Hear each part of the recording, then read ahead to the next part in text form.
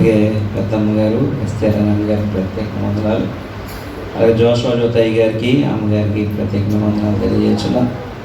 అలాగే ప్రభుదాసయ్య గారికి అమ్మగారికి ప్రత్యేకమైన వందనాలు. అలాగే ఇక్కడ కూడిన దైవజనులందరూ కూడా ప్రత్యేకమైన వందనాలు తెలియజేస్తున్నాం. మేము బైబిల్ నేర్చుకుందామని చెప్పి వచ్చేవారికి బైబిల్ కాలేజీలో ఒక 3 సంవత్సరాలు వారికి తర్బీదు అంటే మాకు సంబంధించిన సబ్జెక్టులు చెప్పడం జరిగింది. నేర్చుకుందామని వచ్చారు కాబట్టి ఇక్కడ మీరేంటి, ఇక్కడ చాలామంది దైవజనులు పాస్టర్ గారి మీటింగ్లోనే వాక్యాలు చెప్పేవాళ్ళు. అలాగే దైవజనులు జోషువా జ్యోతయ్య గారు ఆ యొక్క అనుభవ పాఠాలు అలాగే నేర్చుకుని మీరు మంచిగా ఆశీర్వదింపబడి అభివృద్ధి అవుతున్నవాళ్ళు. కాబట్టి ఒక రకంగా నేను మీకు అంతగా చెప్పేవాడిని కాదు. ఇప్పుడు చెప్పిన వాళ్ళందరిలో కూడా చిన్నవాడిని. ఏదైనప్పటికీ దేవుడు కృప చూపించి అవకాశం ఇచ్చాడు కాబట్టి దేవుని నామానికే మహిమ కలుగును గాక. ఎఫెసీ పత్రిక 6వ అధ్యాయంలో దేవుని యొక్క మాటలు ఈ విధంగా చెప్తున్న మాట: పిల్లలారా, ప్రభువునందు మీ తల్లిదండ్రులకు విధేయులైనడి, ఇది ధర్మమే. నీకు మేలు కలుగునట్లు నీ తండ్రిని తల్లిని సన్మానింపుము, అప్పుడు నీవు భూమి మీద దీర్ఘాయుష్మంతుడవుదువు. ఇది వాగ్దానంతో కూడిన ఆజ్ఞల్లో మొదటి. కాబట్టి దేవుని యొక్క వాక్యం చెప్తున్న సత్యం ఏంటంటే, పిల్లలకు చెప్తున్న మాట తల్లిదండ్రులను సన్మానించాలి. అలాగే ఈ బైబిలు నాకైనా నా పిల్లలకైనా బైబిలే, వాక్యమే. ఇందా చెప్పిన తిమోతి గారు ఆయనకైనా ఆయన పిల్లలకైనా వాక్యమే. దైవజనులు జోషువా జ్యోతి గారు ఆయనకైనా ఆయన పిల్లలకైనా ఈ వాక్యమే. అందరికీ ఇది వాక్యమే, అందరికీ వర్తిస్తుంది. కాబట్టి మన జీవితాల్లో కృప చూపించారు, కార్యాలు జరిగించారు. కాబట్టి బైబిల్లో వాక్యాలను మనం చాలా జాగ్రత్తగా కాబట్టి మన పిల్లలకు కానీ మన కుటుంబాలకు కానీ అన్వయించుకోవాలి. కాబట్టి అది దేవుడు మనకిచ్చిన కృప. అందుకే అపోస్తలుడైన పౌలు చెప్తున్న మాట అంటే, నీ తల్లిదండ్రులను సన్మానించము, అప్పుడు నీవు దీర్ఘాయుష్మంతుడు అవుతావు అని చెప్పి దేవుని యొక్క వాక్యం చెప్తున్నమాట. 18 సంవత్సరాలు నిండి 19వ సంవత్సరంలోకి వెళ్ళిన ఎరిద్యాకు కాబట్టి దైవ సేవకుడిగా అలాగే బాబాయిగా నేను చెప్తున్న మాట అంటే, తల్లిదండ్రులను సన్మానించాలి. సన్మానిస్తే దీర్ఘాయుష్ వస్తుంది, అలాగే గొప్పోళ్ళు అవుతారు. అలాగే ఇంకా మనం చూస్తుంటే తండ్రి పేరును నిలబెట్టిన వారముగా అవుతాం. అలాగే జోషువా జ్యోతయ్య గారి గురించి కాబట్టి చెప్పబడే మాటలు చూస్తే, షారోన్ పేటరాయ్ గారికి కాబట్టి ఆ పేరును నిలబెట్టి అనేకమైన సంఘాలను కట్టి అనేక చోట్ల దేవుని యొక్క వాక్యాన్ని అందిస్తూ కాబట్టి ఆ పేరును నిలబెట్టక కారణం ఏంటంటే ఆ విధమైన సేవ పరిచయం. అలాగే రెండోదిగా చెప్పబడుచున్న మాట కూడా, తండ్రులారా మీ పిల్లలకు కోపం రేపక ప్రభు యొక్క శిక్షలోను బోధలోను వారిని పెంచండి అని చెప్పి దేవుని యొక్క వాక్యం చెప్తున్నమాట. కాబట్టి పిల్లలకు కోపం రేపక ప్రభు యొక్క శిక్షలో బోధలో పెంచాలి. శిక్షలో పెంచాలి, బోధలో పెంచాలి. కాబట్టి నేను కొడుతున్నాను కదా అని అనుకుంటే కొడితే పర్ఫెక్ట్ అయిపోడు. మరి ఏం చేయాలి? శిక్ష ఉండాలి, బోధ ఉండాలి. ₹1 కాయిన్ చల్లాలంటే హెడ్ అండ్ ట్రైల్. కాబట్టి 2 పక్కల సరిగ్గా ఉంటేనే. అందుకే దేవుని యందు భయం ఉండాలి, భక్తి ఉండాలి. భయం ఉంటే సరిపోదు, భక్తి ఉంటే సరిపోదు. కాబట్టి మన జీవితాల్లో కాబట్టి దేవుడు చూసేది ఏంటంటే 2 చూస్తాడు. మనము కొన్ని చూస్తాం, కొన్ని వాటిని విడిచిపెడతాం. మా ఇంటికి ఒక ఆయన వచ్చాడు ఒకసారి, పెద్దమ్మ గారింటి దగ్గర మేమందరం కలిసి ఉండేవాళ్ళం. కాబట్టి అన్నయ్య, పెద్దన్నయ్య, నేను, పెద్దమ్మ గారు మేము కలిసి ఉన్నప్పుడు ఒక ఆయన వచ్చాడు. వచ్చి మన సంఘంలో ఇంతకుముందు చక్కగా మందిరానికి వచ్చే ఆయనే వచ్చి అన్నాడు, ఆయన అమ్మగారు ఎలా ఉన్నారు అని అన్నాడు. చంటన్నయ్య ఎలా ఉన్నావు అన్ని మమ్మల్ని పలకరించి తర్వాత తాగి వచ్చాడు. ఆయన తాగి ఉన్నాడు. తర్వాత ₹100 ఇమ్మన్నాడు. ₹100 ఇమ్మంటే మా వదిన ఏమందంటే, మా దగ్గర డబ్బులు లేవు అని అంటే, అప్పుడు వెంటనే ఆయన చెప్పాడు, అబద్ధమాడు పెదవులు యెహోవాకు హేయము అని చెప్పి అన్నాడు. అబద్ధమాడు పెదవులు యెహోవాకు హేయము అన్నాడు. ఆయనకి వాక్యం అంతా వచ్చు, కానీ ఏంటంటే తాగుడు అనే బలహీనత ఏంటంటే అతన్ని. కాబట్టి వాక్యము ఎంతో కరెక్ట్గా చెప్పాడు. నాకు అసలు ఆశ్చర్యమైంది, ఎంత కరెక్ట్గా చెప్పాడురా అంటే, మా దగ్గర ₹100 లేవా, మేము ఇవ్వలేని వాళ్ళమా అంటే వాక్యం అబద్ధమాడు పెదవులు యెహోవాకు హేయం. ఈరోజు నేనైనా ఎవరైనా వాక్యం చెప్పచ్చు, చెప్పలేని కెపాసిటీ కాదు, మనలో ఏంటంటే దేవుని యందు భయభక్తులు ఉండాలి. అందుకే మనం చూసినట్లయితే దేవుని యొక్క వాక్యం చెప్తున్న మాట, లోకాసు వార్తలో ఇద్దరు వ్యక్తులు కాబట్టి మందిరానికి వెళ్ళారు ప్రార్థన చేయడానికి. ఒకడు పరిసేయుడు, ఒకడు సుంకరి.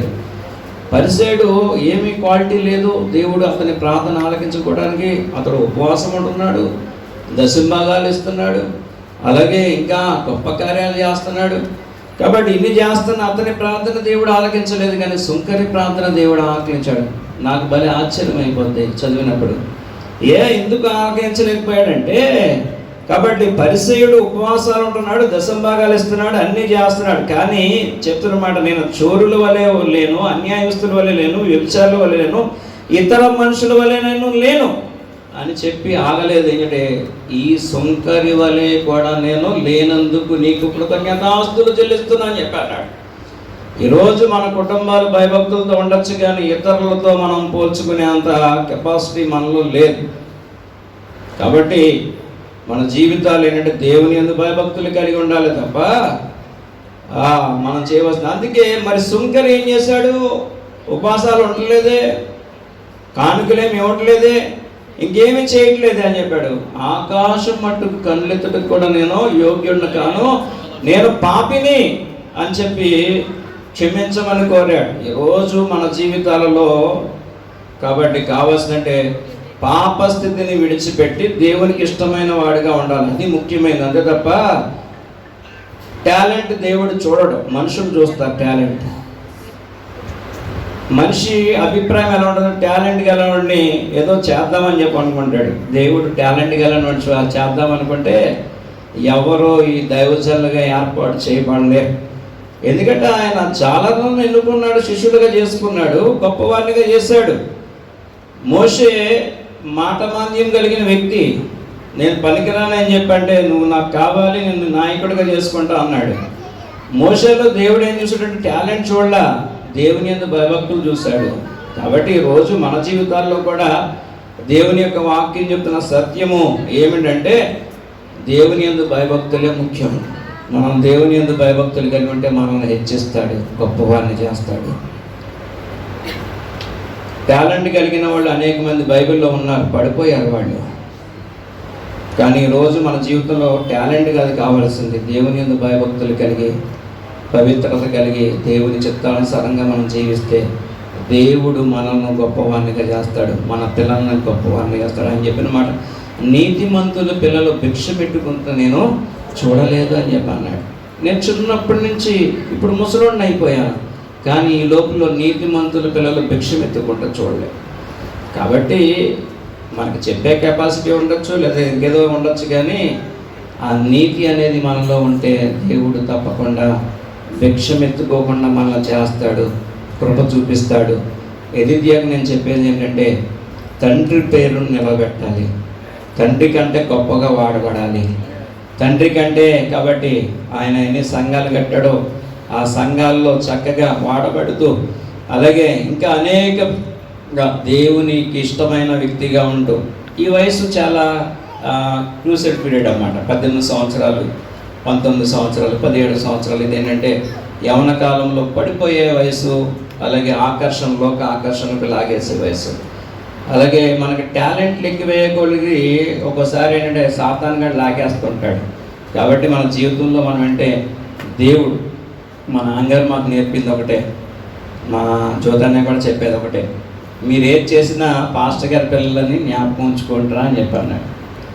అది మా జ్యోతన్నకి కానీ మా పెద్ద అన్నయ్య ప్రభుదాస్ అన్నయ్యకి కానీ మా అక్క కానీ మాకు చెప్పిందంటే, మీరు ఏది చేసినా పాస్టర్ గారి పిల్లలని మీరు జ్ఞాపకం ఉంచుకోండి. అంటే పాస్టర్ గారు మీ నాన్నగారు అంటే తప్పుడు పనులు చేయకుండా ఉండండి, కాబట్టి చెడ్డ మాటలు పలకకుండా ఉండండి, అలాగే భయభక్తులు కలిగి ఉండండి అని చెప్పి అన్నాడు.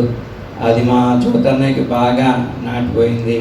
కాబట్టి ఆయన ఒక వయసులో కాబట్టి సైకిల్ చైన్లు తీసుకెళ్ళినా ఏం చేసినా, కాబట్టి మా నాన్నగారు పాస్టర్ గారు అని చెప్పి నాన్నగారి పేరు విషయంలో కాబట్టి మేము ఆ విధంగా ఉన్నాం. కాబట్టి ఎదిద్య నాకు పెళ్ళయ్యే సమయానికే ఎదిద్య ఎఫ్సి, కాబట్టి చిన్న చిన్న పిల్లలు ఇంత చెప్తూ మా బాబాయ్కి పెళ్ళి అయిన తర్వాత మేము పుట్టామని చెప్పినట్టున్నాడు, మర్చిపోయాను నేను. కాబట్టి నాకు పెళ్ళి అయ్యే సమయానికి ఎదిద్య ఎంసీ ఇద్దరు చిన్నపిల్లలు పాలు తాగుతూ స్టేజ్ పెళ్ళి ఆ యొక్క సమయంలో కూడా కింద కొడుకుని డబ్బా పాలు తాగుతూ ఉండేవాళ్ళు, వీడియోల్లో కనబడుతూ ఉంటాయి. కాబట్టి నేను కోరుకునేది ఏంటంటే బాబాయ్ ఉన్నాడు, పెదనాన్న ఉన్నాడు.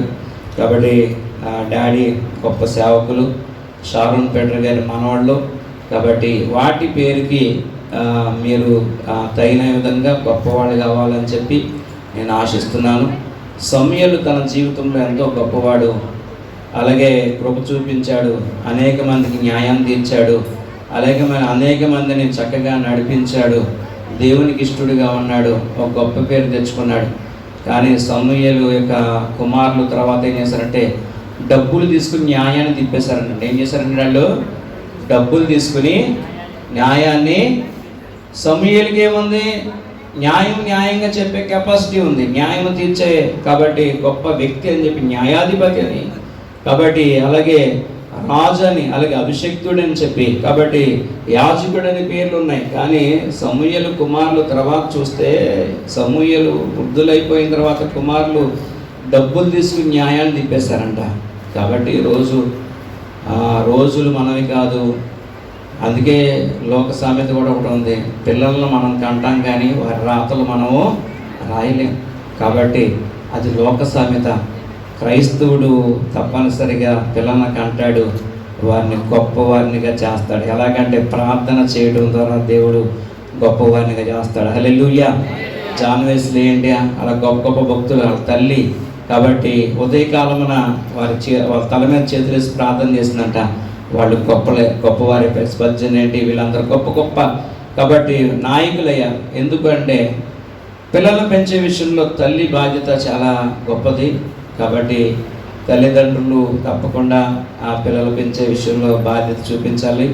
రెండవదిగా చెప్పబడుతున్న మాట, పిల్లలకు కోపం రాకూడదు. అలాగే తల్లిదండ్రులు పిల్లలు తల్లిదండ్రులను కాబట్టి సన్మానించాలి.